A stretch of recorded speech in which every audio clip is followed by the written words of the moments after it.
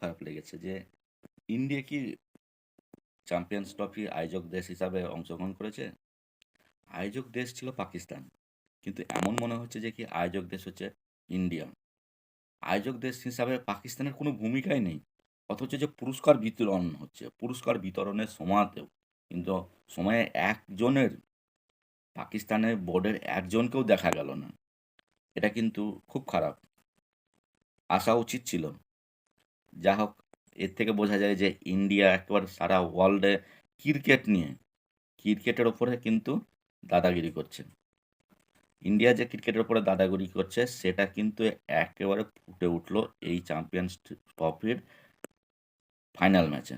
যেখানে পুরস্কার বিতরণী হচ্ছে সেখানে কিন্তু ইন্ডিয়া একবারে প্রতিনিধিত্ব করছে একবারে ফলাও করে। এবার শুনবো শোয়েব আক্তার কি বলছে।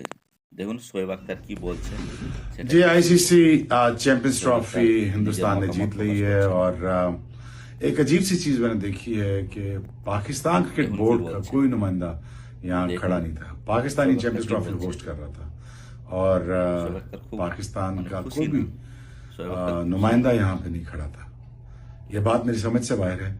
कोई শোয়েব আক্তার रिप्रेजेंट কি करने বলছে। क्यों नहीं आया ट्रॉफी और कोई देने यहाँ पे क्यों नहीं आया। সত্যি it is beyond me point to think about it please.